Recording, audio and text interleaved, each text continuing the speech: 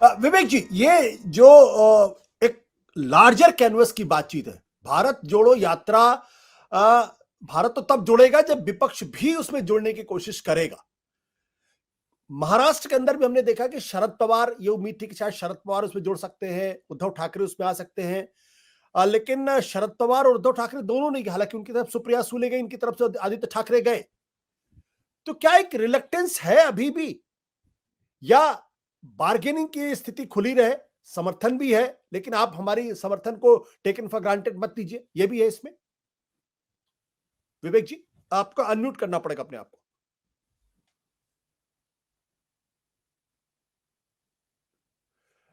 Unmute करें विवेक जी अपने आप को। हाँ हाँ हाँ हाँ, हाँ हाँ हाँ आशुतोष जी, एक थोड़ा सा मैं जहाँ से यात्रा शुरू हुई वहां से थोड़ा सा मैं ट्रेस बैक करूंगा कि मुझे जी पता नहीं है इस तरह की जैसी ये खबर अभी आज आई है कि समाजवादी पार्टी को, आरएलडी को वगैरह न्योता दिया गया, वैसे ही कश्मीर की पार्टियों को भी न्योता दिया गया। इस तरह से कोई खबर आज तक मैंने कभी पढ़ी नहीं कि इनको जैसे डीएमके को न्योता दिया गया और उन्होंने एक्सेप्ट किया। उसी तरह से कर्नाटक में जेडी जी, उनके जो उनका अलायंस पार्टनर था, कभी उनको न्योता दिया गया और उसमें शामिल हुए। महाराष्ट्र में न्योता देने की कभी कोई खबर नहीं आई।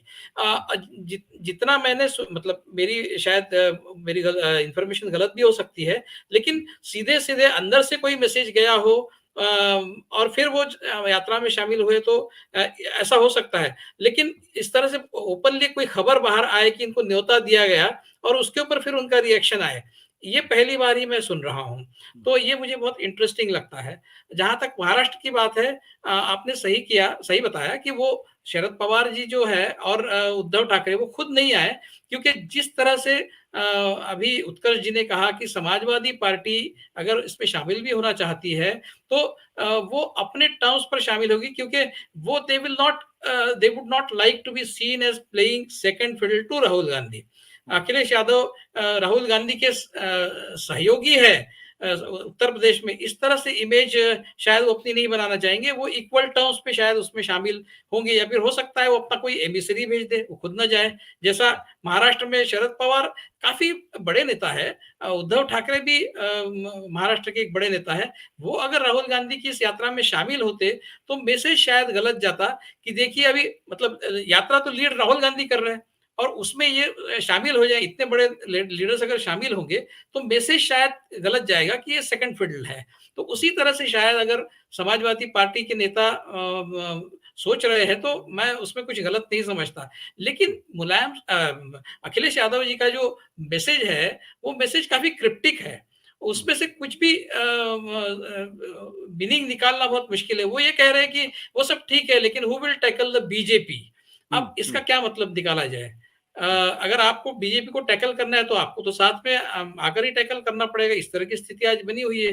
तो एक सीधा सीधा जवाब देने के बजाय कि हाँ ये यात्रा अच्छे कारण के लिए निकली है और हम इसमें शामिल होंगे, अब इसमें मैं खुद जाऊंगा या फिर मेरे पार्टी की तरफ से और कोई जाएगा, ये हम आज नहीं बता सकते। लेकिन इस तरह का कोई भी एक इंडिकेशन अभी तक उन्होंने नहीं दिया है।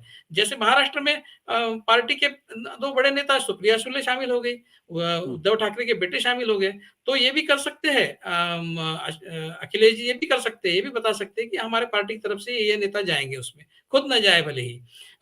लेकिन बीच में जो यात्रा जब निकली, डीएमके शामिल हुआ, लेकिन जेडीयू क्या उसमें कर्नाटक में शामिल हुआ था मुझे याद नहीं आ रहा है, माय मेमोरी इज फेलिंग मी। तो जेडीयू क्यों, जेडीयू जो उनका अलायंस पार्टनर था वो क्यों नहीं शामिल हुआ उसमें? और ये इनविटेशन उन्होंने आंध्र प्रदेश में क्यों नहीं दिया? ये जी। इनविटेशन उन्होंने उड़ीसा में क्यों नहीं दिया? यही इनविटेशन उन्होंने तेलंगाना में क्यों नहीं दिया? ये भी सवाल खड़े होते हैं। तो ये जो पिक एंड चूज वाला एक दिख रहा है इसमें, तो इसकी भी कारण मीमांसा होनी जरूरी है।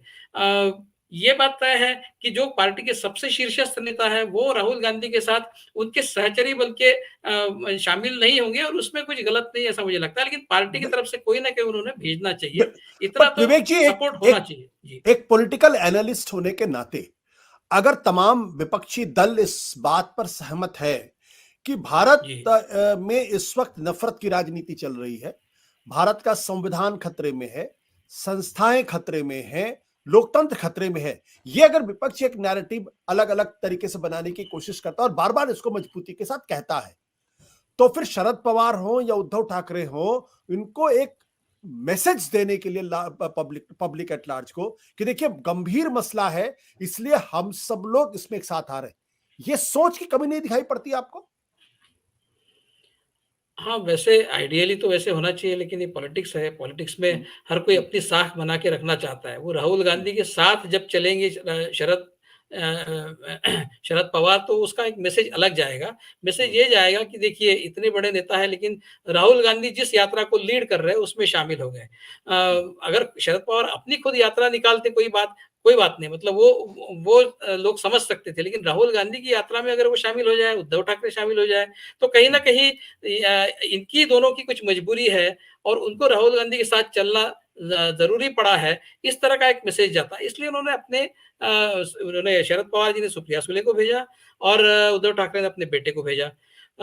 तो ये मेरे ख्याल से प्लेइंग सेकंड फिडल, जैसे मैंने कहा, उस तरह का कुछ एक प्रेस्टीज इश्यू वाला एक ईगो पॉइंट है। इससे ज़्यादा कुछ है नहीं। मुझे लगता है कि एकता तो उनको बनानी है, उसके सिवाय उनको चारा नहीं है। जी। लेकिन वो अपने टर्म्स पर अपनी आइडेंटिटी को किसी के आइडेंटिटी के साथ मर्ज न करते हुए वो जी। बनाना चाहते होंगे, तो उसमें कुछ गलत नहीं है, ऐसा मुझे लगता है।